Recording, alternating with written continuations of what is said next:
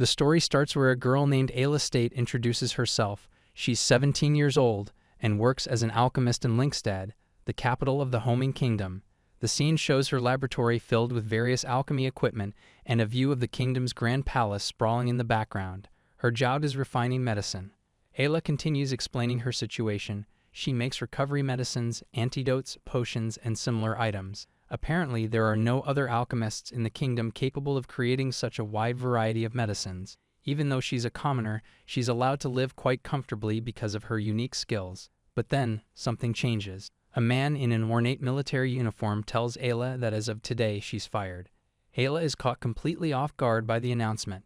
The man repeats himself, asking if she heard him. He says he's found 3 other alchemists to replace her. This is Prince Julius Homing, the 3rd prince of the Homing Kingdom. Unlike his older brother, just the thought of a commoner like Ayla being nearby makes his skin crawl. Ayla recalls that the one who invited her to the palace was the other 3rd prince, Prince Clif, and she's confused about where Prince Clif is now. Julius mentions his brother is away. Meanwhile, Ayla is now at an inn, talking to a woman named Amina. She explains that she started working as a state alchemist a year ago, but lost her status in an instant like that. Ayla asks if she could please let them stay at the inn for just a little while. The innkeeper mentions that since Ayla isn't an alchemist anymore, there's really only one thing to do. Someone comments on how heartless the situation is. Ayla mentions that alchemy is pretty difficult to perform without the right facilities. Amina responds thoughtfully, saying that if she's okay with old equipment, there's some in the back of the inn, which totally surprises Ayla. The scene reveals a workshop area filled with old alchemy equipment, and Ayla is absolutely amazed by what she sees, asking Amina what this place is. Amina explains that back when her husband was still alive, they dabbled in alchemy a bit. She used to be an apothecary and sold simple medicines at the inn too. Ayla says her name softly, and then Amina asks if she'd like to use the workspace in the kitchen area.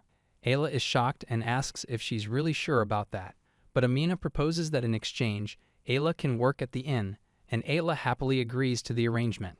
Ayla thanks Amina and asks to be allowed to work there. She gets to work with the alchemy equipment right away, testing things out. Since she's running low on materials right now though, she needs to think carefully about what kind of items to refine. After working for a bit, she takes a breather. Turns out there are a lot of injured people staying at the inn. Word got around that a new unexplored ruin was discovered, so adventurers have been flocking to the capital. An adventurer approaches and asks for some high-grade potions and antidotes, and Ayla responds enthusiastically that she'll get them right away. The male adventurer mentions they sell some pretty rare stuff here. Another person comments that it's as expected of the capital. Then a female adventurer notes that the previous apothecary didn't have anything like high-grade potions after all. Ayla realizes the inn's sales are going to more than double from this. But then Amina tells Ayla she's happy to hear her say that, but she doesn't really have many materials. Ayla admits she only has what she had on her when she was kicked out of the palace. Ayla's thinking about how she needs to figure out a way to procure materials somehow. Suddenly, someone calls out her name. A voice yells that there she is. A well-dressed man enters the inn, and when Ayla looks down and sees him, she's completely shocked when she recognizes Lord Clif. Ayla asks why he's here, and Clif says he came looking for her. Meanwhile, people in the background start murmuring about the first prince being there. Ayla tells him she can't believe he found her just a day after she was kicked out, then mentions how he always looked out for her even back at the palace. Clif suggests they go to the back room to talk. Then Clif looks around the synthesis room and comments that the place is amazing. Ayla seems surprised that there's even a synthesis room inside an inn, but she explains that she actually works as an alchemist right here at this inn. Clif never expected his brother Julius to say something like that to her. Clif knew Julius was fixated on the divide between commoners and nobles, but he refuses to yield the throne to someone as stubborn as Julius. Ayla wonders if that means Lord Clif will become the next king, but Clif tells her that nothing has been decided just yet. Clif hesitates for a moment, then calls out Ayla's real name, Isla. He asks if he were to become king, would she continue her alchemy by his side? Clif stops himself and tells her to forget he said anything. This isn't the time to discuss it. But Ayla asks what he means by doing alchemy by his side. Clif explains that under normal circumstances, he'd like to restore her to her former position right away, but there's a problem. Julius has already selected the state alchemists and submitted the paperwork to the council. It would be difficult to invalidate it immediately. Then Clif tells her he knows this isn't much of a trade, but if there's anything he can do for her, she should let him know. He intends to offer his full cooperation.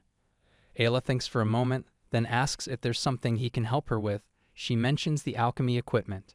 The very next day, Ayla officially opens her apothecary called Engage.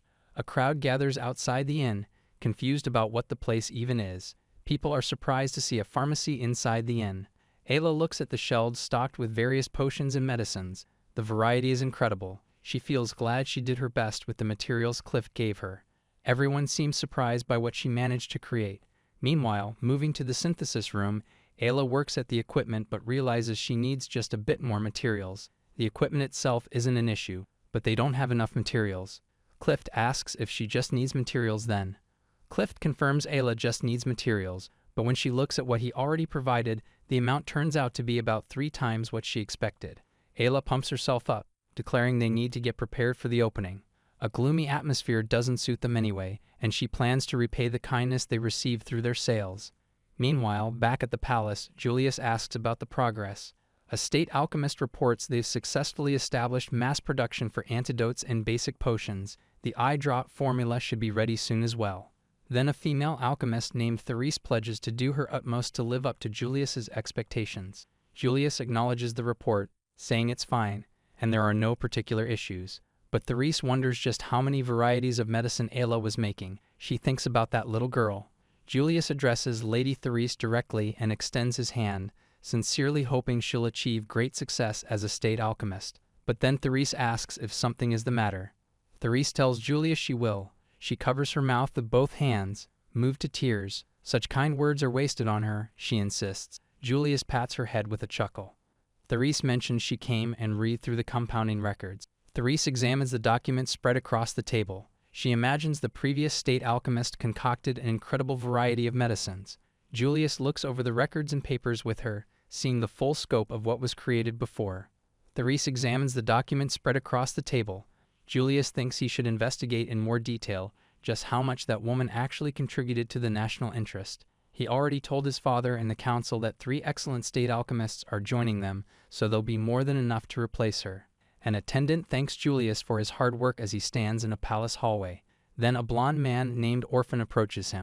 Orphan mentions something, and Julius tells him he will. Orphan reports that the stock of items Lady Ayla prepared in advance is running low. Orphan explains that at this rate, their stock will run dry in a matter of days. Julius comments that she's no longer with them after all. Orphan adds that they urgently need a new state alchemist to resume the supply. Julius considers this. But then Orphan mentions there's some unconfirmed information floating around. The information is that some sort of medicine is being sold at a certain inn, and business seems to be booming, particularly among adventurers. Julius reacts with interest. Orphan adds that furthermore, the one running this apothecary is someone specific. Orphan reveals it appears to be Lady Alate. Suddenly Julius reacts with shock, demanding to know what Orphan just said. Meanwhile, people are talking about Alate's true ability and that thriving apothecary. Julius sits at his desk with papers and ink scattered around, deciding he has to see this for himself. Julius and Orphan arrive at Ayla's apothecary shop, and Julius looks around at the shelves lined with countless bottles and potions, clearly caught off guard by what he's seeing. Then Julius realizes this is supposed to be the shop of the former state alchemist, Alate. He asks if she's helping with the synthesis, but a shop assistant explains that no, Lady Era doesn't do any compounding with help. She handles it all by herself. Julius is visibly shocked by this revelation, wondering just who this woman really is. Meanwhile, from deeper in the shop, Ayla turns to face him and greets him, noting it's been a long time. Ayla asks Julius what he wants, and Therese doubts he has any business with Era at this point. But Julius quickly claims he came here to shop and tells Orphan to look around. Orphan remarks that it sounds like a lie, then adds that it's Era he should be addressing. So Orphan orders an extensive list of items from Ayla, including eye drops, cold medicine, and everything from beginner to advanced healing potions. He adds dark potions, mind potions, and poison potions too. Ayla confirms the order, and Orphan tells her to keep the change before they leave. Ayla lets out a tired sigh. Later, someone wonders what on earth Julius plans to do with all those items. Ayla comments that it's not like he intends to analyze the ingredients. Then, in another scene, Julius demands to know what the meaning of this is, and Therese immediately bows deeply and apologizes profusely to him. Julius tells Therese there's no need to apologize, he's just asking what the hell happened. Therese explains that with the quota of 10 items that need to be synthesized by the end of the month like Julius mentioned, the level of the potions Lady Ayla brewed is so high that even after analyzing them, they can't recreate them.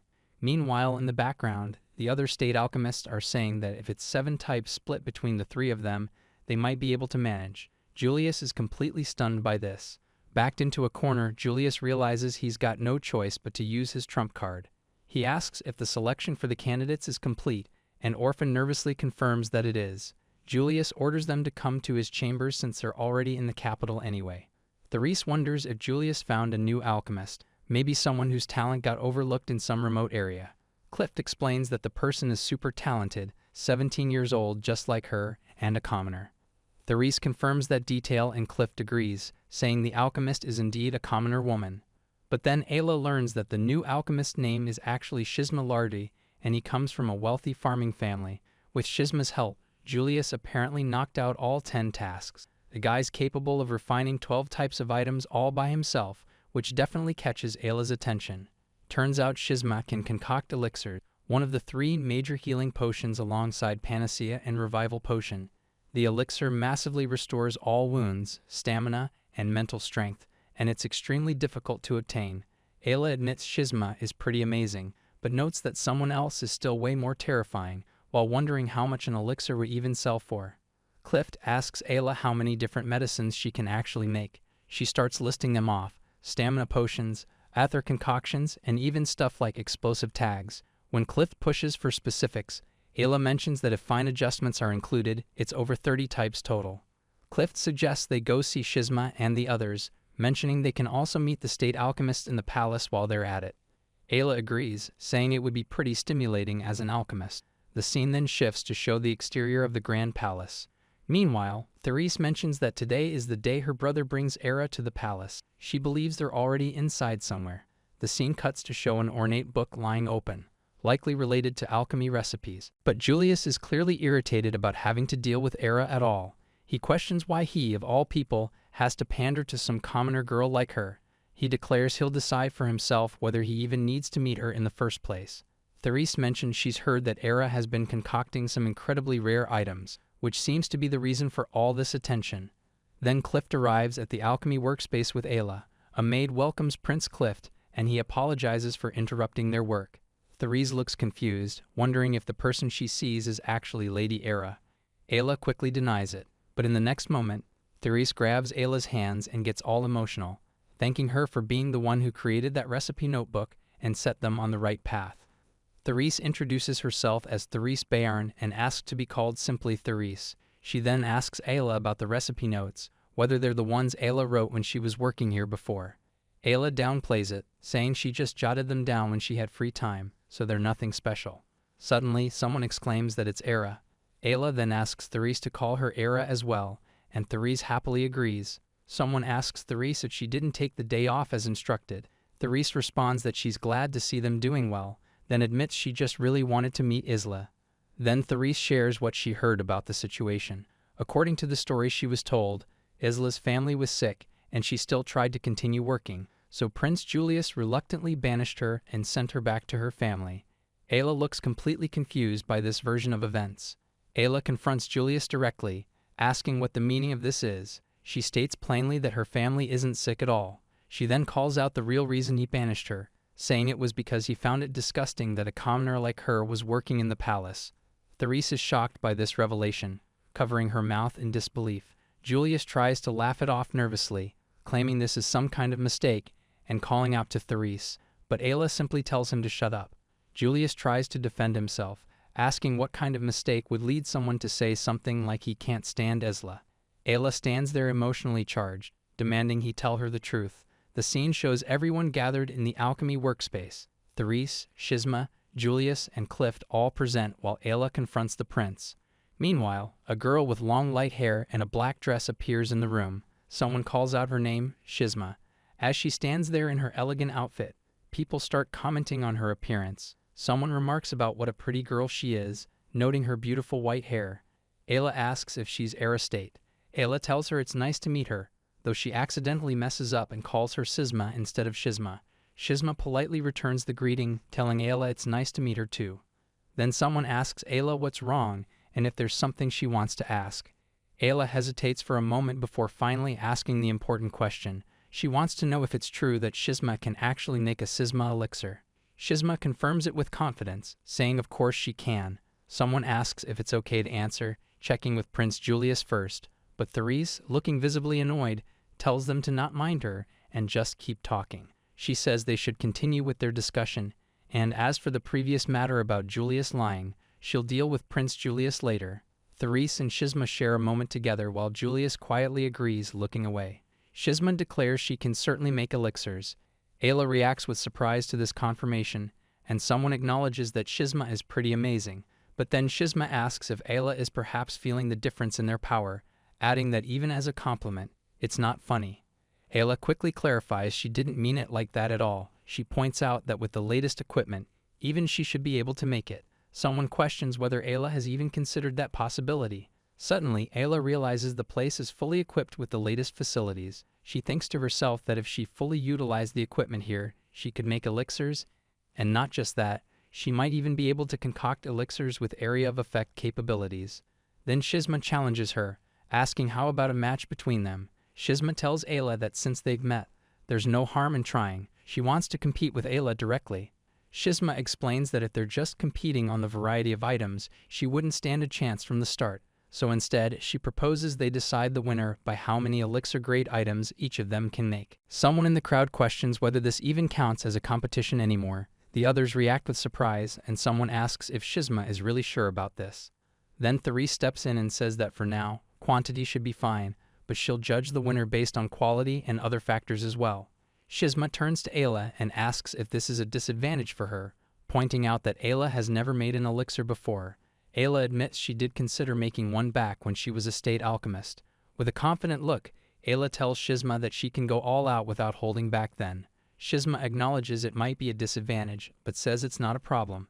The two alchemists thank Lord Clif for judging their alchemy contest again. Clif agrees with a smile, telling Ayla to do as she pleases. Meanwhile, Julius stands off to the side looking displeased, but says nothing. Ayla reassures herself that the recipe is already in her head. All that's left is to put it into practice. She and Shisma face each other, tension rising between them. Ayla knows she can't lose this fight. Therese announces that the judges will be herself and Prince Clif. Shisma thanks them. With everything set, Therese raises her fist and declares the start of the first alchemy battle. The two alchemists lock eyes, ready to prove themselves. Clif observes the scene and comments that he can feel their enthusiasm. Meanwhile, Ayla grins confidently, noting that both of them are full of motivation. Then in the next moment, the atmosphere shifts. Julius mutters that his brother is all fired up, but Clif notices something odd and asks why Therese is joining in. Julius looks irritated and complains that he's being left out in the cold. Julius recalls the terms of the match, stating it was about who could make more elixir-grade items. The scene shows Ayla at her alchemy station working steadily. Julius reflects that apparently quality is also being taken into consideration, but it's clearly a favorable alchemy match for Shisma. He calls out to Alate. Clif watches Ayla work and tells her she seems to be overestimating her own talent. He notes that Ayla's hand movements are visibly slow. Then the panel shows a comparison between the two alchemists' eyes, emphasizing the contrast. Compared to Ayla's deliberate pace, Shisma's movements are dramatically faster, shown through intense speed lines. Someone asks about Shizuma's skill, and Clif watches from the sidelines and comments that even just watching, it's so fluid and smooth. The detailed panels show Shisma's expert technique, each movement precise and efficient. Meanwhile, Julius, Clif, and Ayla all observe the impressive display. Therese notes that Shizuma's hand movements are astonishing. Someone else chimes in, saying both of them are amazing and going at a high pace. But Julius asks what they're talking about. The explanation becomes clear when the count is shown. In terms of numbers, Shizuma has about 10 completed elixir-grade items. Ayla only has 2. Julius processes this information with growing concern. Shisma reacts with frustration, but Ayla just keeps working calmly and advises her that she shouldn't be so tense, tells her to calm down a bit more when mixing. Shisma fires back, saying Ayla's awfully confident. Meanwhile, the panel shows the alchemy equipment being arranged as the match continues, and someone calls out to both Julius and Therese. Julius observes the situation with confidence and declares that it seems like Shisma's victory is pretty much assured. But then both Therese and Julius react with surprise to something. Therese turns to her brother and asks if he's seriously not frustrated right now. Julius looks confused and asks what she even means. The confusion just settles over him as he tries to process her question. Clif jumps in, questioning Julius about whether he's actually being serious. Julius confirms that he is and laughs it off, telling them there's no need to be so down, pointing out that it's just an alchemy match after all. Then Clif asks Therese to explain the situation in a way that even Julius can understand. Therese agrees and begins her explanation, addressing Julius directly. She reveals that none of Shisma's 14 elixirs have likely succeeded. The scene cuts to Ayla working at her station while Therese concludes that this is exactly why Shisma's panicking. Therese continues her analysis, noting that in contrast, she believes all 3 of Ayla's elixirs have been successful. She adds that looking at Ayla's compounding procedure, the girl might have already started compounding even more elixirs. The panel shows the 3 completed bottles and Ayla working intensely with her alchemy tools. Julius reacts with shock to this revelation. Then the scene shifts to show Ayla standing calmly in the alchemy hall with her completed work. She announces that she currently has 3 finished products. Ayla examines the 3 bottles at her station, noting that all 3 should be recognized as elixirs. The quality might not be perfect, but she figures they're good enough to put on the shelves without any problems. Meanwhile, Therese observes Shisma struggle from her position. The observation continues as someone processes that everything stops at advanced healing potions. Then Therese approaches Ayla and asks if she can ask her a question.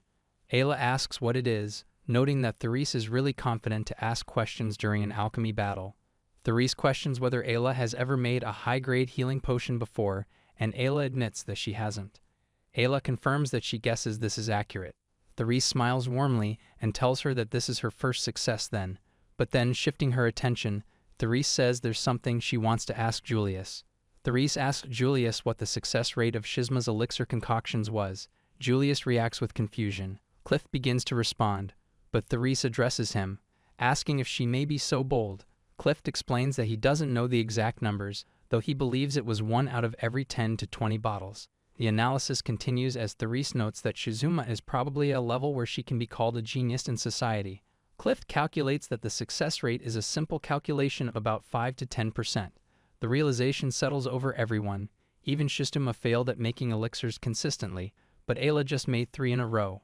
Ayla's eyes show her focused determination as the weight of this achievement becomes clear to everyone present. Then Clif notices something off and asks his brother what's wrong. Julius gives a small exhale. Meanwhile, Shisma announces that it's about time to wrap things up. Therese declares that the alchemy contest ends here. The camera focuses on both Ayla and Therese in profile as the tension peaks. All the completed potions from both alchemists are displayed on the table. Someone examines Shisma's work and notes that aside from the rest, it seems the only item of Shisma's that can truly be called an elixir is the very last one. Someone observes that it's probably a high-grade healing potion. Julius praises Shisma, saying that's amazing. Then Therese admits that she failed at making an elixir, so it's useless in this match. She adds that she could never do that, so she has nothing but respect for both of them. Ayla responds quietly, asking if that's so and thanking her. Someone confirms that is correct. Meanwhile, another voice comments that this is quite an interesting development, asking Rayhat what he thinks. Clif shares his perspective, saying he has a feeling that as the alchemist bonds deepen, even better things can be created. The focus shifts to the glowing potions as someone addresses Era, stating that all 4 are definitely elixirs, and unbelievably so. The narration emphasizes that the last one is an elixir, which is said to be superior to elixirs. Someone reacts with disbelief.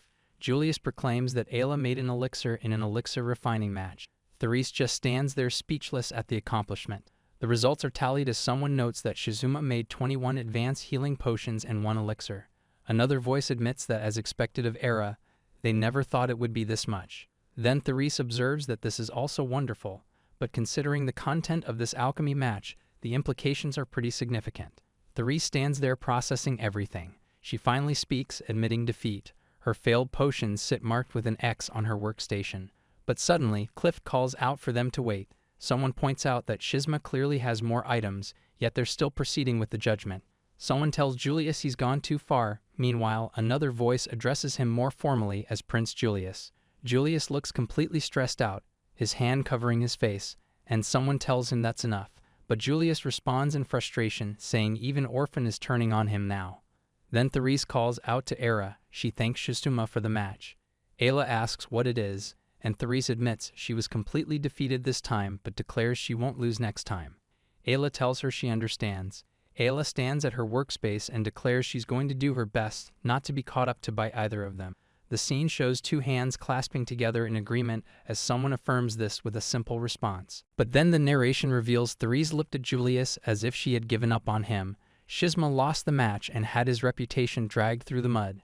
Julius slams his hand down, demanding to know why this is happening, and Clif declares this is all Ayla's fault.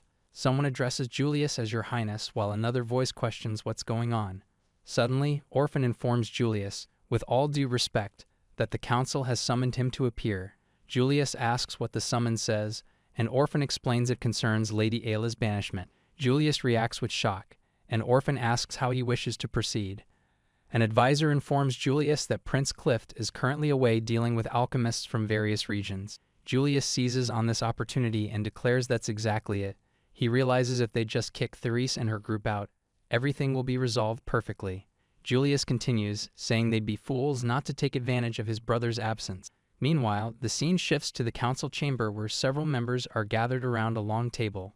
One council member explains the council is a meritocracy after all, and another adds it's simply a matter of finding someone superior to Era, regardless of their nationality. Julius sits there in frustration, cursing Era internally. He vows to shatter that confidence of hers soon enough.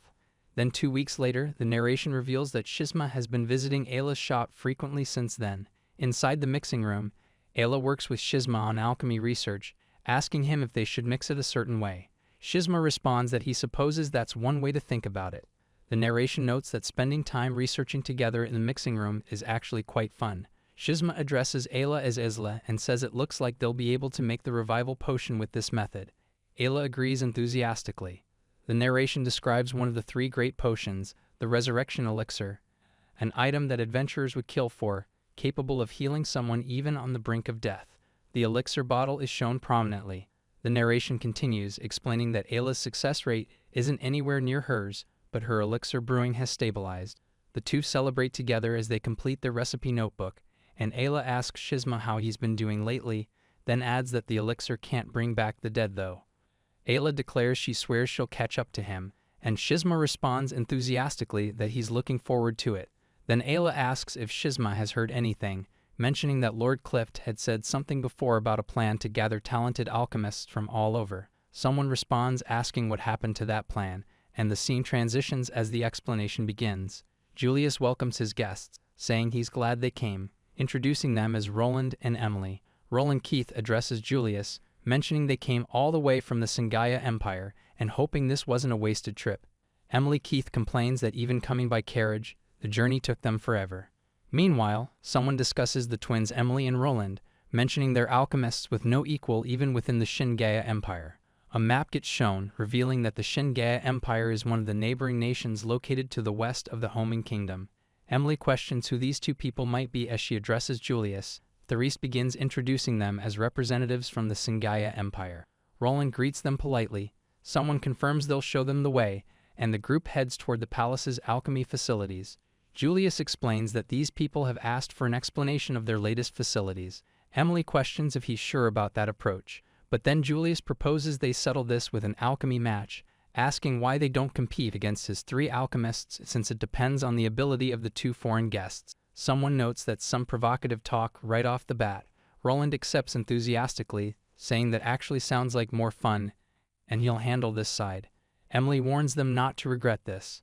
Meanwhile, in the throne room, someone asks Clif how Julius has been lately and whether there's been any movement regarding Ayla's banishment. Clif responds negatively. The narration reveals that Julius has continued to refuse any questioning for the past 2 weeks. The elderly man gets identified as King Kelvin Homing of the Homing Kingdom. The king acknowledges this information. The narration continues that Julius has been claiming poor health to distance himself from the issue of Ayla's banishment. The king observes that Julius is skilled when it comes to self-preservation, even admitting he's close with someone influential, though probably thinking he could use that influence to gloss over his own crimes by showing off the power of those under him. The armored figure notes he heard Clif was the one managing that situation. Clif explains the biggest problem is they're gathering skilled alchemists through their own independent channels. He continues, saying it seems they made contact before he could, and he suspects they're planning to replace all the current alchemists. The king remarks that sounds exactly like something Julius would think of, probably believing that by showing off the power of those under his influence, he could gloss over his own crimes. Clif declares that man is underestimating Ayla far too much, considering both her banishment and this current situation. The king asks what Clif intends to do, whether he's going to crush Julius before notifying the council. Clif responds that he wants to completely shatter Julius's confidence, so he thinks he'll observe things a little longer. The king acknowledges his decision. Then King Kelvin places his hand on Clif's shoulder and tells him that most likely it will be him who shapes the future of the kingdom of Homing. The king addresses him as Crift, and Clif responds that he understands. King Kelvin tells him to do as he sees fit. Meanwhile, back at the alchemy contest, Roland asks if that's all they've got. Therese and the others are stunned. Even though two of them challenged him together, they still fell short. In just 20 minutes, the two kingdom alchemists crafted a total of 19 items across 9 varieties. Julius sweats as he observes the array of alchemical items displayed, thinking about how terrifying this is. Julius asks Therese for the verdict on how Roland performed. The assessment comes in. Roland produced 12 types and 27 items in such a short time, exactly what anyone would expect from the top brass of the Singaya Empire. Someone notes this result even surpasses Shisma, but then Emily reveals that the two of them have a special trump card up their sleeves. If the older sister Emily is even better than her brother, they're in for an even more shocking situation. The technique is revealed to be twin alchemy. The narration explains that twin alchemy is apparently an alchemy method where two people work in sync on a single item, something that can speed up the refining process and dramatically increase the quantity produced. Emily addresses Prince Julius and says she has a proposal. Julius asks what it is. Then Emily proposes that if they win, they get the Homing Kingdom's latest equipment, which makes Julius react with surprise. Emily continues, saying that since the two of them are going to be working in this palace anyway, it's not a bad deal. But then she adds that if they lose, they'll provide the kingdom with classified information on the Singaya Empire. Roland casually agrees. The narration notes that they seem pretty confident in their abilities. Julius orders Therese to deal with them, and Therese responds that she understands and will comply with his wishes. Meanwhile, someone orders that just in case, they should hurry up and bring Shisma back here. The person acknowledges the order. In another part of the palace, someone calls out to Shisma. At the same time, the scene shifts to outside where Ayla is finishing up her day's work. Amina tells her good work today, mentioning they sold a lot again today, and Ayla responds happily that it makes her so happy. Suddenly, someone announces that Shisma has arrived at Ayla's place, greeting Ayla with a good evening. Ayla shows them the various alchemical items displayed on the shelves and explains these are the items for sale tomorrow, currently selling 15 units across 37 varieties. Someone reacts with surprise at how much she's producing every day. Amina laughs it off while the other person comments on how amazing it is that Ayla can do all this with just the bare minimum equipment. Then the conversation turns to pricing. Ayla explains that lately she's been getting more customers and doesn't want to run out of stock, so she's selling the elixirs for 10,000 slave each. Ayla confirms the price. Amina notes that 10,000 slave is about the same price as a night in the finest room at her inn. Ayla responds that the ingredients are precious too, so she thinks that price is fair. Amina agrees that the adventurers who need them earn way more than that after all. Ayla thinks to herself that she made 10 today, so if these elixirs sell, maybe she can treat herself to a little luxury. Someone teases Ayla about thinking what she'll do once she becomes rich. Ayla denies it, but her expression totally gives her away. Suddenly, someone calls out for Lord Shisma from outside, asking if this is where he was. Ayla and the others turn toward the commotion as someone says they need to speak with him. Then the scene shifts back to the palace. Someone asks Therese if she's alright. Shisma responds that he's fine. The others look at the results displayed before them with complete shock. Emily reveals that she just had an alchemy match with that person over there and won, then demands that Prince Julius show her the state-of-the-art facilities as promised. Shisma reacts with surprise at seeing Ayla there, asking why the former state alchemist is present.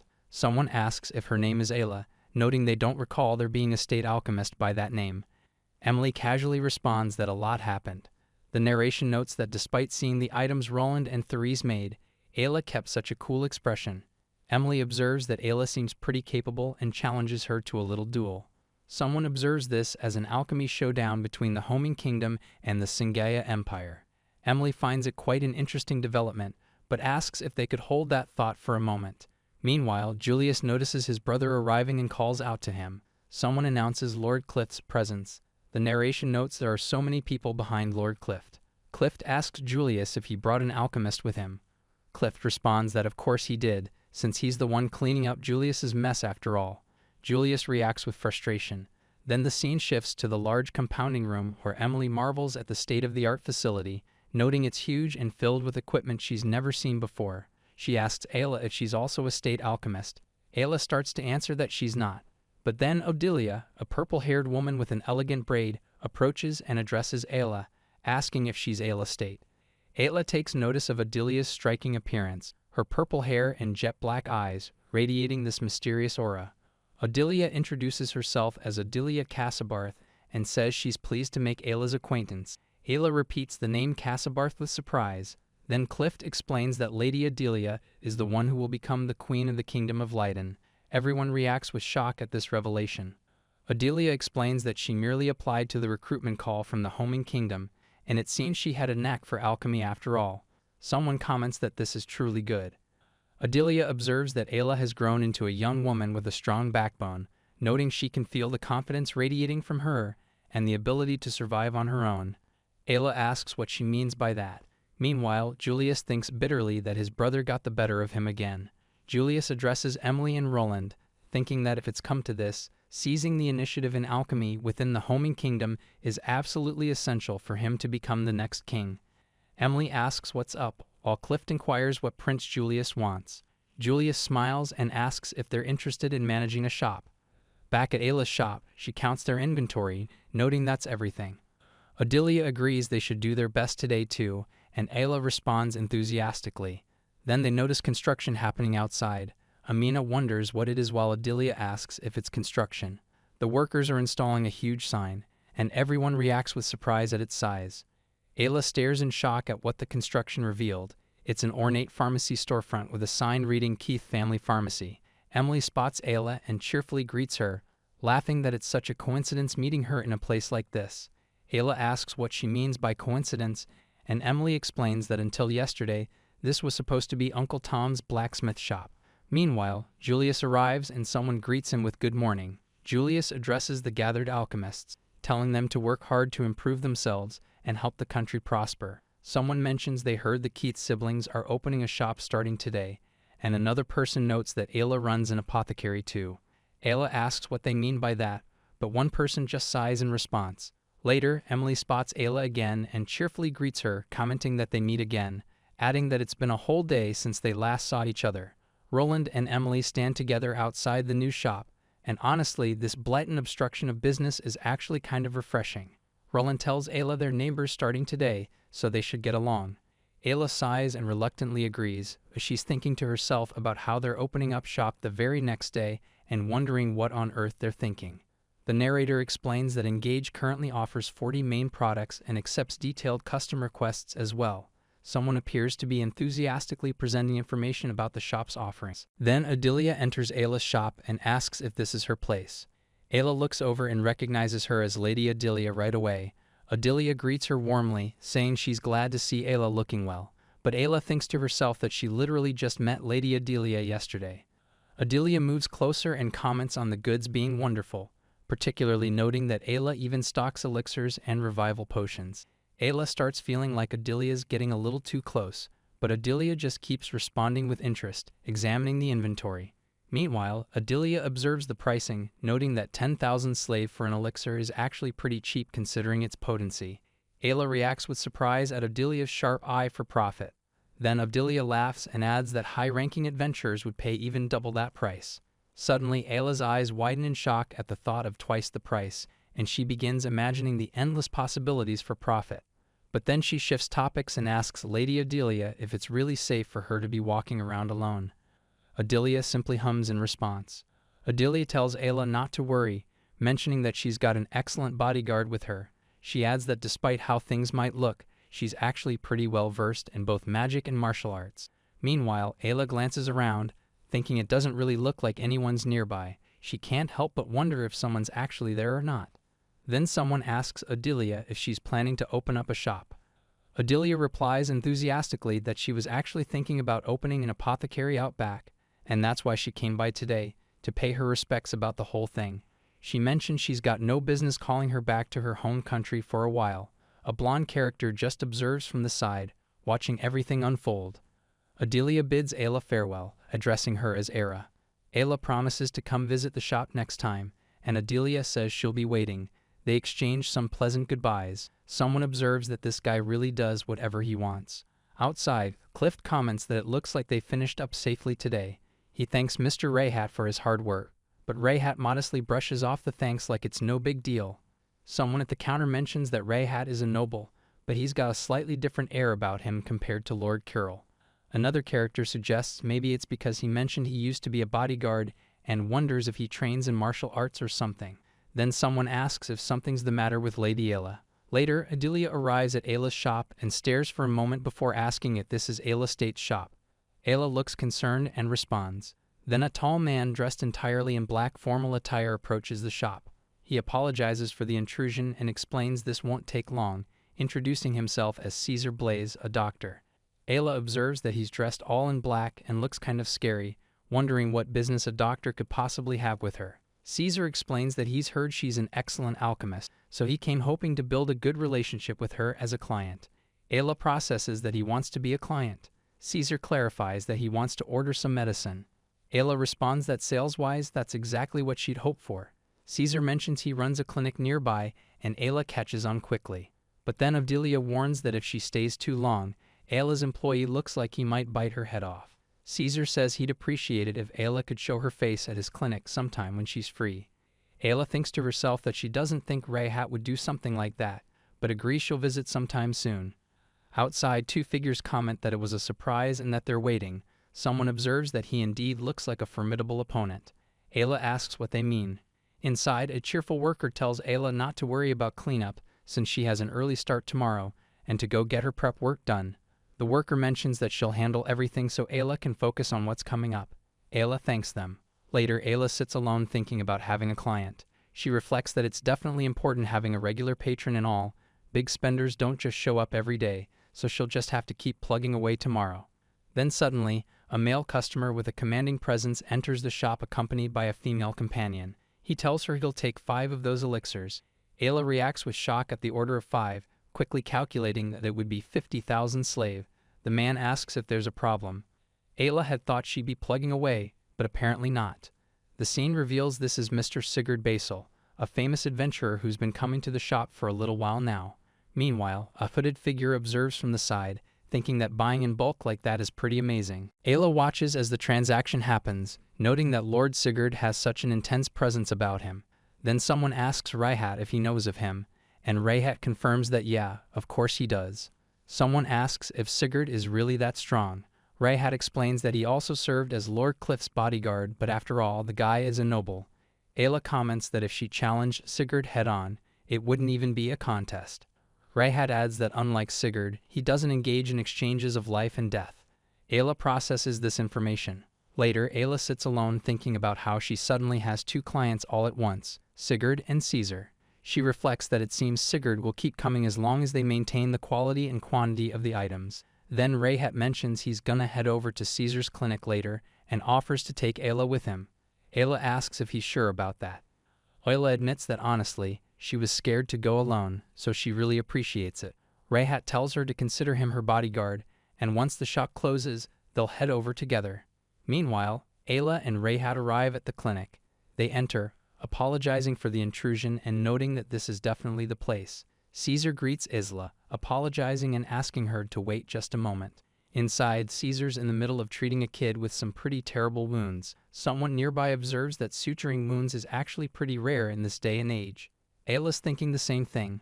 Treatment with magic and items is basically the mainstream these days. Then Caesar finishes up, telling his little patient that they're all done and that the kid endured it really well. The child thanks the doctor, and the mother thanks Dr. Caesar like crazy, super grateful. But Caesar just waves them off, saying there's no need to thank him.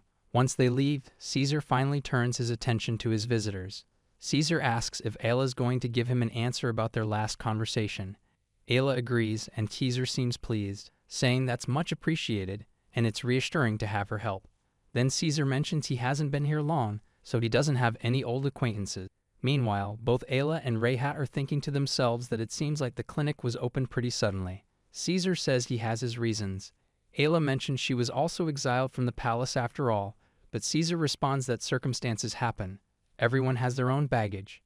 Caesar thinks to himself that he's thought this since they first met, but Ayla is beautiful.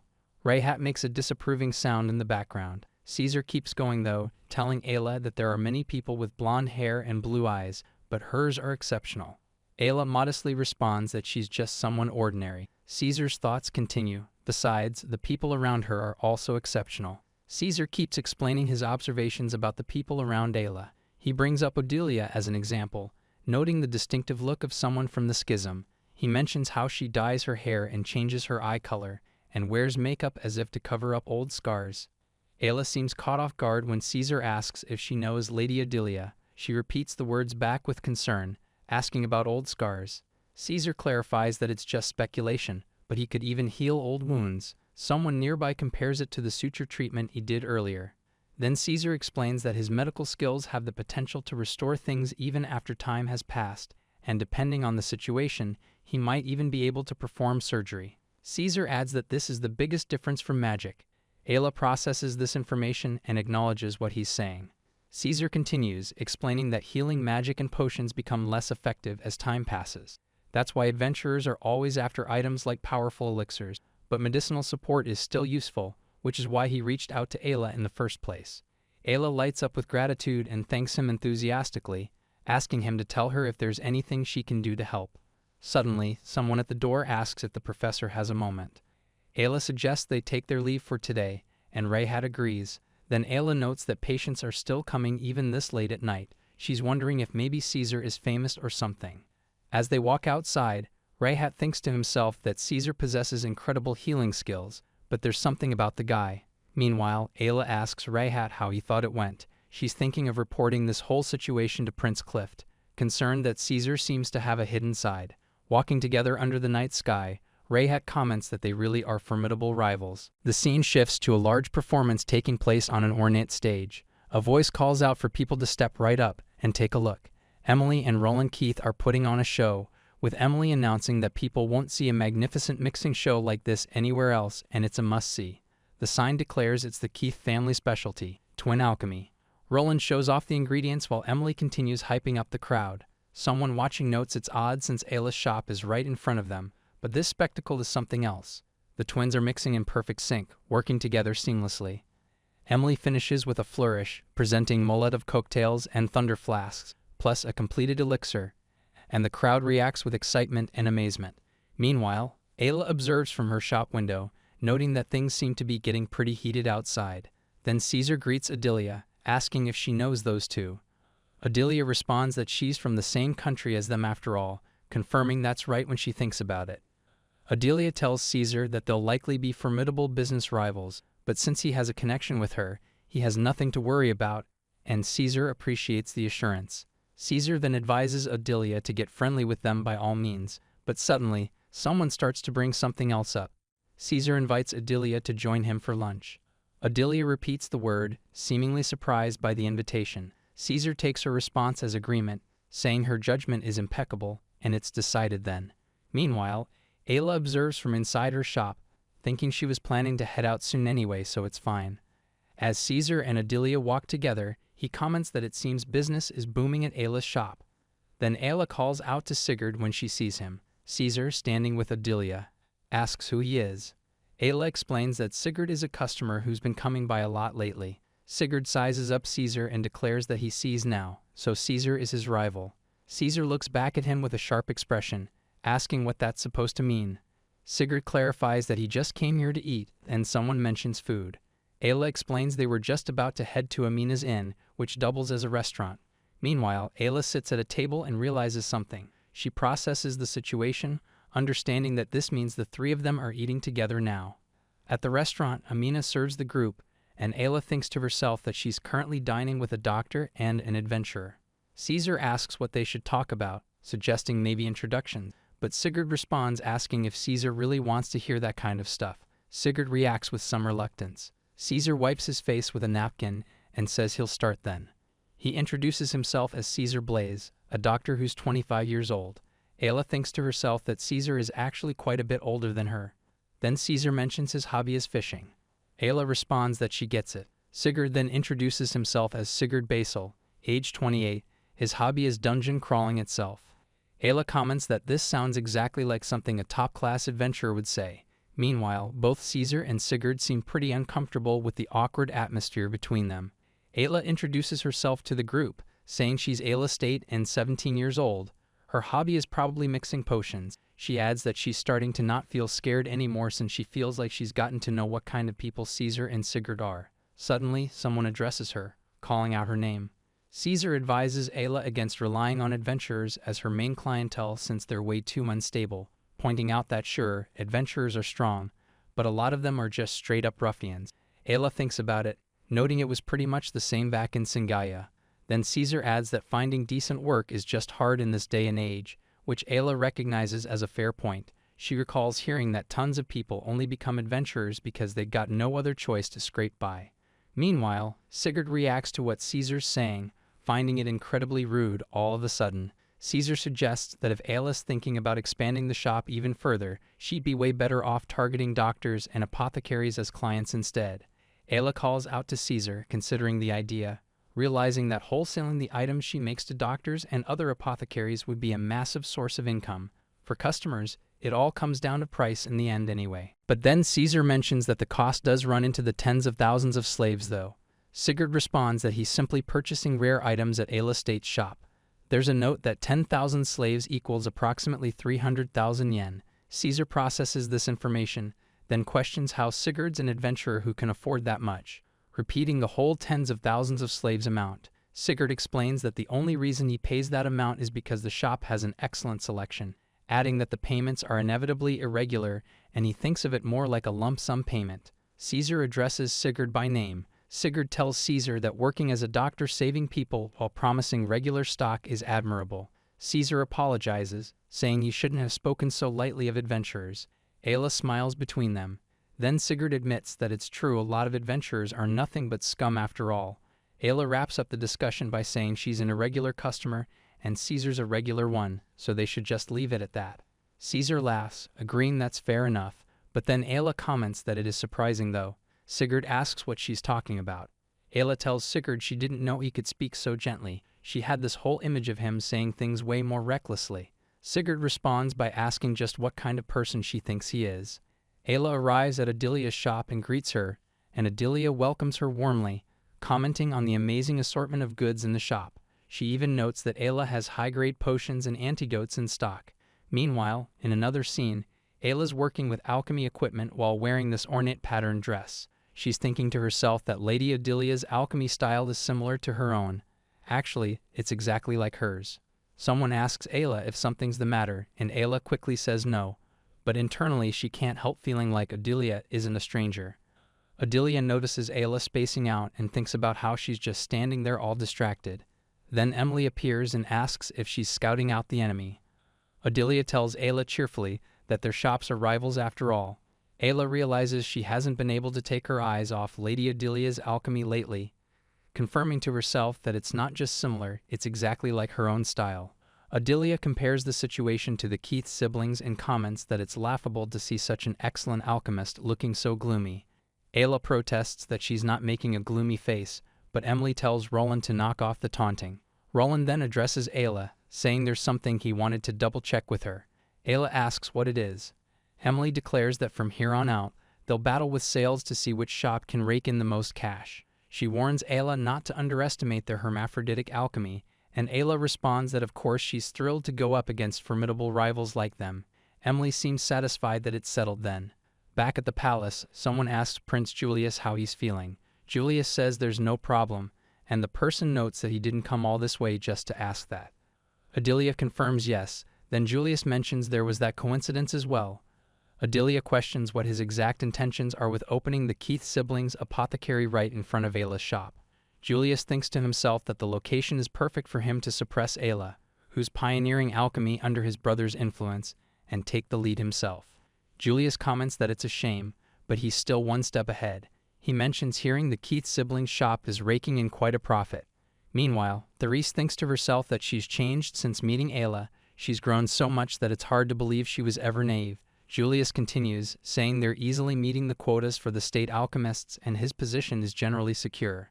He adds that all that remains now is to do something about Ayla's banishment. Then Julius addresses Therese. She asks, confused, if that has anything to do with this. Therese addresses Julius right back, reminding him he received a summons from the council regarding Ayla's banishment. She points out that Julius kept finding excuses to refuse the summons. Julius grimaces but then tells her to inform them he might be willing to give them an answer now. Therese responds that this actually works out perfectly since she'd already summoned him for today. Suddenly Clif announces he's coming in. Therese looks shocked, recognizing both her brother and Ayla entering together. Someone welcomes Prince Julius while thinking to themselves that this is bad. Julius responds that he'll attend. As he sits at the council table, Ayla's also present. Julius notices council members are here and curses Therese internally. He wonders if she's planning a simultaneous attack to bring about his downfall. A council member gets straight to the point, asking Julius why he fired an alchemist as skilled as Ayla. Julius considers how to answer. He then states that, as Ayla herself said before, he deemed it inappropriate for a commoner to be working within the palace. He adds that this is all there is to it. Someone asks if Julius made a false report, noting that his current explanation wasn't written in the documents he submitted previously. Then Orphan tells His Highness this is concerning, but Julius just dismisses the worry and says not to stress about it. Julius explains he'll clarify everything. Turns out he's currently employing the Keith siblings as new state alchemists. The council reacts with surprise, recognizing they're from the Singaya Empire's ducal house. Julius continues his explanation, stating he exiled Ayla precisely because he adopted a meritocracy. He declares the Keith siblings are the true alchemists worthy of their country, and their apothecary is currently producing great results and making significant contributions. Meanwhile, Julius thinks to himself that he knows from the quoted incident that the council is weak to this kind of answer. The council appears to accept his reasoning, so Julius concludes internally that it's decided. All he has to do now is win. Ayla seems confused by how this whole thing is going. Clif protests that Julius hasn't actually answered the question, but Julius counters that Clif is likely the only one who thinks that. Then a noble with a fan tells Therese she's being naive, pointing out there are those present here of even higher standing than the House of Baron. The nobles add that if she truly wished to prosecute Julius, she should have laid the groundwork first. Therese acknowledges this internally. Clif asks if Julius is trying to say there's no problem because he secured someone even more capable than Era. Therese confirms that's correct. But then Julius questions Clif back, asking if his brother is worried because Julius has gotten closer to the throne. Meanwhile, Clif turns to Ayla and asks her out of curiosity how much they've made in sales over the last 3 weeks. Ayla pauses to think it over. Ayla explains she managed to sign a contract with a big client. That alone is worth 500,000 slaves, plus the rest comes out to about 20,000 slaves a day. Therese looks absolutely shocked. Then Ayla calculates that it should be just under 1 million slaves total. Clif tells Ayla that lying isn't good, but Ayla insists she's not lying. She points out that the net profit does go down a bit once the material and labor costs get deducted. She even offers to bring the ledger if they're curious. Clif and Therese look absolutely astounded. Ayla tells them it's all thanks to Lord Clif's support, but Clif insists it's her talent and she should be proud. Ayla tries to deflect though, saying she's always just relying on the people around her. She mentions not just Amina and Rayhat of course, but also that Sigurd and Caesar have helped her out so much too. She explains that meeting all kinds of people is what keeps her going, and if she can master alchemy even more than she has now, she's sure she can be of more use to everyone. Ayla adds that she cares about simple sales of course, but she wants to know her limits as an alchemist. She declares she's going to grow even more. Suddenly Julius announces that anyway, this conversation is over. He states that if the council members have no objections, he'll be taking his leave since he just remembered some urgent business. A council member yells that Prince Julius hasn't finished talking yet and asks what he's saying.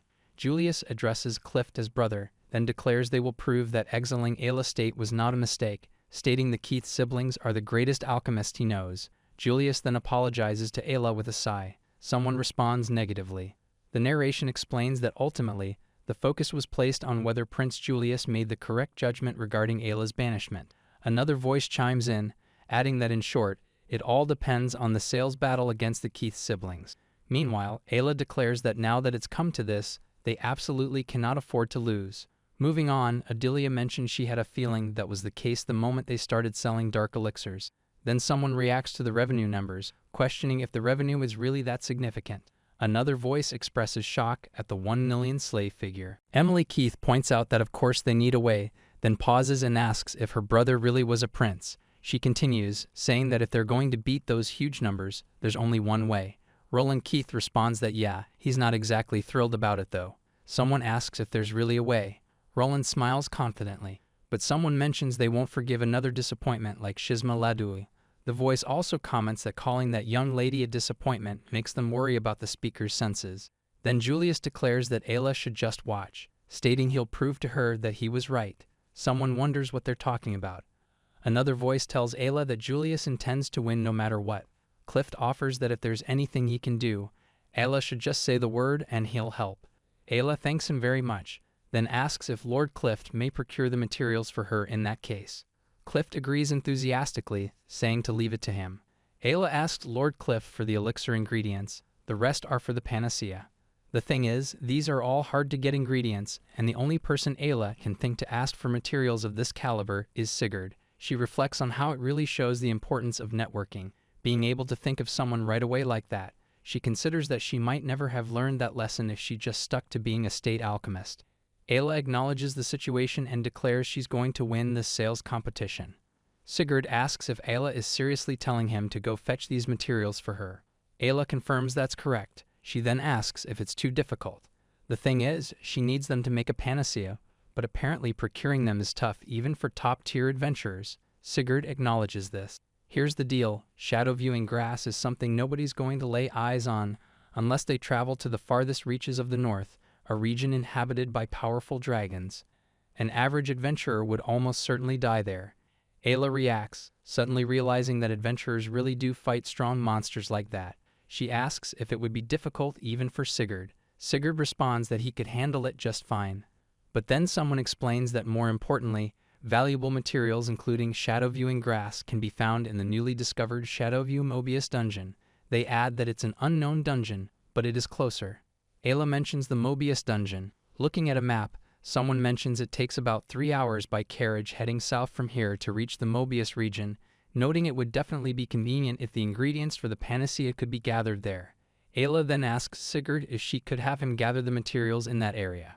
Sigurd responds that it's fine by him, but it won't come cheap. When Ayla asks how much he's talking, Sigurd states around 70,000 slave, which gets an immediate reaction from someone nearby. But Ayla doesn't hesitate, saying if it's 70,000 slave, then he should please go ahead. Someone else points out that besides, Ayla's always helping Sigurd out anyway. Another voice chimes in, stating it's fair compensation considering they're asking him to head somewhere dangerous. Sigurd tells her to leave the material gathering to him, and Ayla confirms they've got a deal. Meanwhile, someone comments that Lady Ayla paying 70,000 slave instantly is truly terrifying. In another scene, someone asks if Rayhat said something, but Rayhat quickly denies it. Moving on, a male customer calls out to Ayla-chan. Odilia requests 5 mind potions and 5 intermediate potions, and the response comes back that they're coming right up. Someone tells Era she's in top form today, and Odilia laughs along. Another voice reflects that at first it was just about making a living, but now, seeing the customers this happy, it really does bring them joy. Then someone notes it's been pretty noisy outside for a while now. A character observes that the Keith siblings are out there trying to imitate street performers again. Meanwhile, the Keith siblings are calling out to passersby, telling them to come take a look and gathering quite a crowd. The Keith siblings start performing their new twin alchemy demonstration. There's a cauldron set up between them and everything. Someone in the crowd reacts in amazement, watching swords and armor appear in the blink of an eye. Another character realizes they're actually using the old blacksmithing equipment from around town. But then Ayla deduces something important: the Singaya Empire must be backing them, and that the Empire's probably supplying all the materials too. Someone nearby asks what Ayla means by that. The explanation comes that they're utilizing existing facilities along with a stable supply chain from Singaya, which makes the whole operation possible. Someone in the crowd notes that potions aren't the only thing adventurers need after all. Another voice adds that besides, there should be plenty of demand for weapons and armor from soldiers and regular people looking for self-defense gear as well. The crowd keeps gathering around the Keith siblings' display, getting bigger by the minute. Emily Keith explains that their dual alchemy is perfectly suited for handling large-scale production. Meanwhile, Roland and Keith shows off their alchemically crafted weapons and armor with a total flourish. Ayla observes the display, realizing the Keith siblings have basically challenged her with items her shop doesn't even carry. Looking at the massive crowd gathered around the Keith demonstration, someone notes it's no wonder they've drawn such huge numbers. Another voice chimes in, adding that with such flashy alchemy methods, it totally makes sense. Ayla's mind starts racing, analyzing the situation. Weapons and armor usually have high unit prices, but with alchemy, mass production becomes possible, which means the Keiths can sell everything dirt cheap. Someone in the crowd identifies Ayla as she approaches. Odelia grins and immediately starts teasing, saying Ayla saw their shop and came rushing out because she's worried about her sales.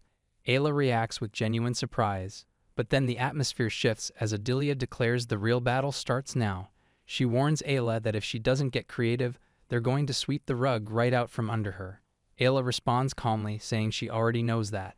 Emily calls out, commenting on the alchemy for armaments. Someone responds that alchemy for weapons and armor is fine and all, but advises not to overdo it. Emily's expression grows serious as she explains she read about something a long time ago, the taboo of an alchemy nation that flourished 1,000 years ago. The narration reveals the dark history behind it all, the alchemy of weapons of mass destruction, a felony so grave that transmuting it meant the death penalty. Someone confirms they already know that. The explanation continues though, listing examples like manufacturing indiscriminate highly lethal weapons, poison, gas, or unmanned drones. Then someone states that it's not just ancient history, it's still a serious crime. The declaration is made that alchemy absolutely cannot be used as a tool for slaughter. The Keith siblings assure her that they know all this and are sticking strictly to swords and armor. Emily accepts this cautiously. Meanwhile, Ayla notes that even setting ethical concerns aside, this whole situation is bad for her business. A considerable number of adventurers are drifting over to the Keith siblings' shop instead. Someone mentions that apparently if adventurers buy gear from them, they'll sell items at a special discount. Another voice agrees it's a way better deal to buy over there. Ayla thinks they have to make a move. Increasing their variety of items goes without saying, but they need more than that. Someone suggests giving out discount coupons to people who buy a lot or come often. Someone else mentions peaches as another option. Odelia declares she won't lose to Emily. Meanwhile, Ayla considers maybe setting up a special sale day or something, noting there are plenty of things they can improve. Odelia responds to bring it on. A few days later, Sigurd shows up and delivers a bag of materials, letting Ayla state know that here are the materials she requested. Ayla thanks Sigurd for his help. Then Sigurd tells her he gathered some other materials while exploring. She can use them if she needs to. Ayla looks at the fancy materials he brought and is honestly impressed by their quality. Ayla assures Sigurd that if anything happens, she'll put in a request with him again. Sigurd agrees to that, but then Amina asks if Era will be okay for a moment. Later, someone mentions that Prince Clif is making an appearance. Amina observes that between Sigurd and that mysterious doctor, Ayla certainly has quite the network going on. Someone responds, but hesitantly. Lord Clif arrives with ingredients for the elixir and explains that these are the materials needed, plus a stable supply going forward should be possible. Then Clif tells Ayla that with these ingredients they can advertise on a large scale. Ayla asks what he means by advertise, and Clif reassures her it's for her sake, so she shouldn't worry about it. Ayla thanks him gratefully.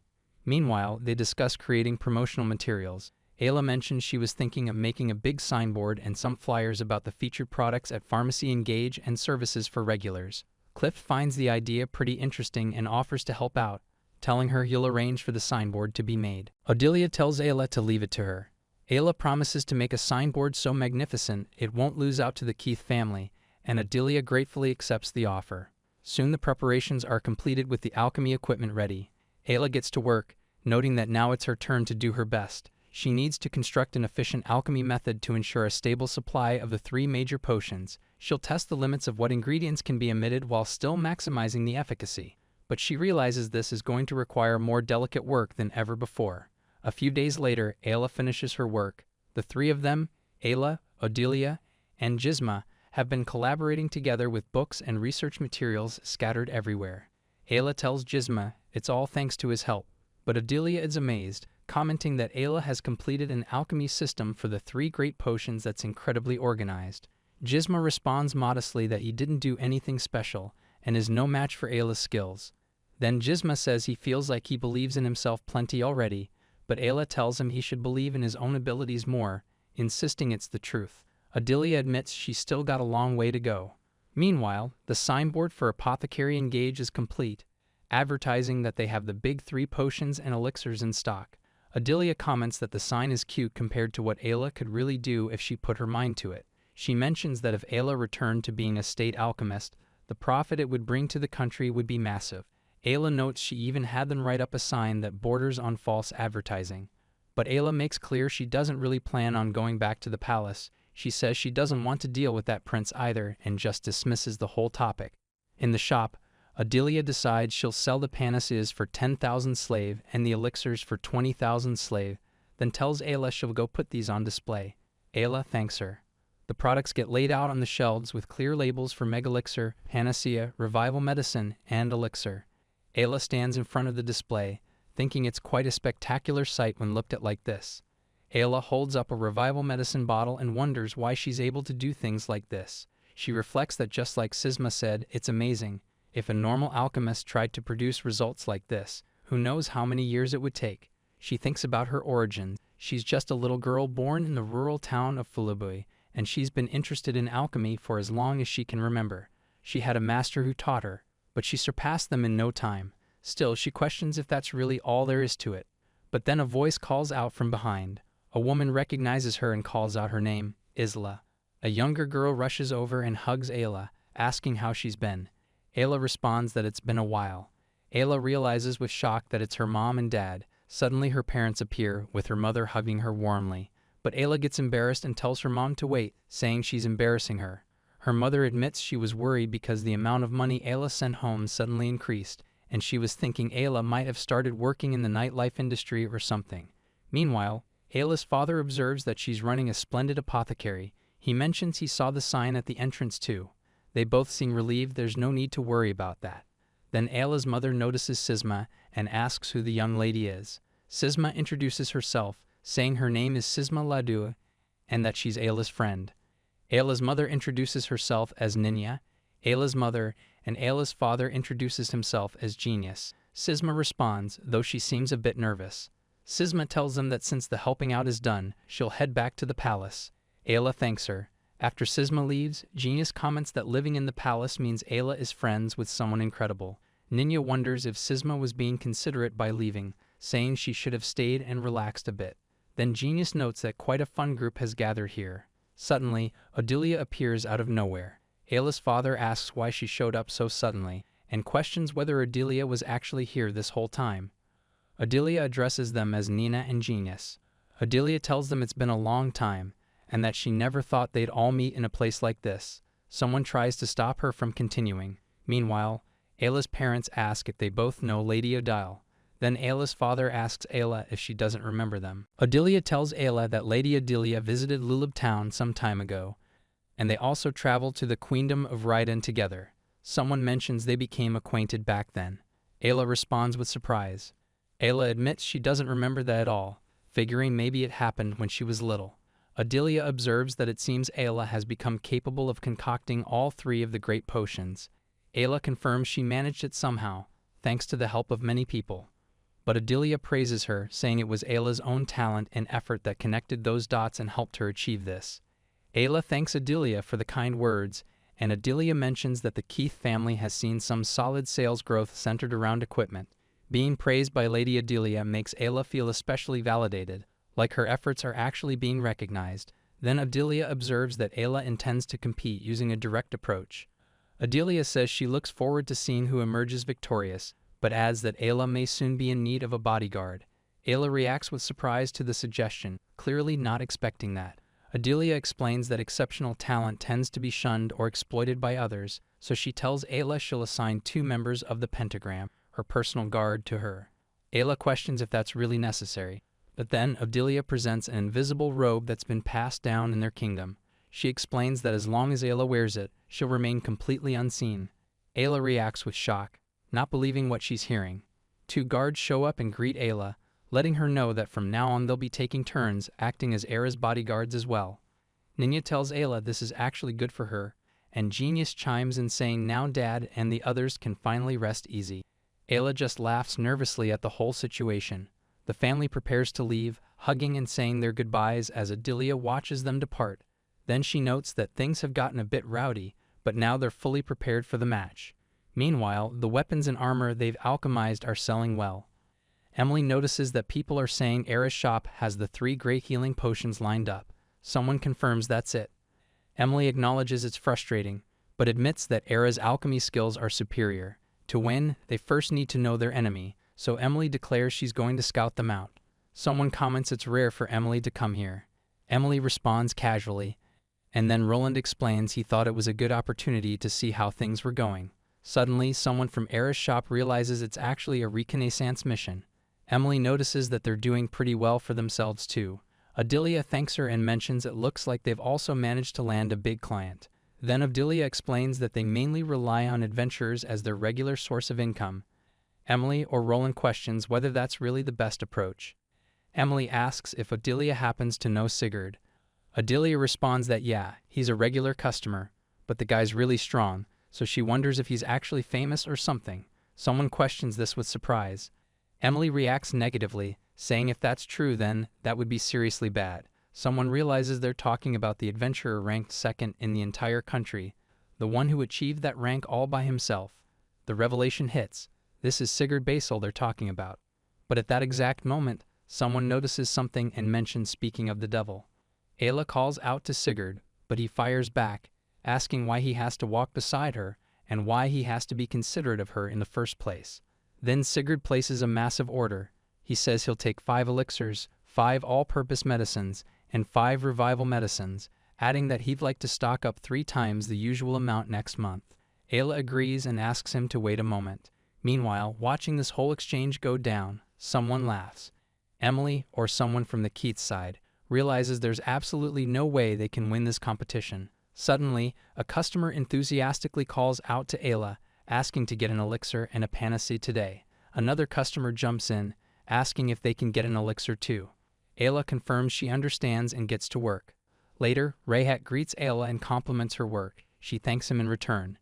Ayla mentions she's actually thinking of hiring someone soon, and Rayhat tells her that's a good idea. He explains that sales are growing, and most importantly, having help would let Ayla focus on compounding instead of running around everywhere. Ayla agrees, then reflects on how insanely busy their first sale day was. She'd been going back and forth between the workshop and the sales floor constantly, barely catching a breath. She notes that as they move forward, the scope of their challenges is only gonna expand.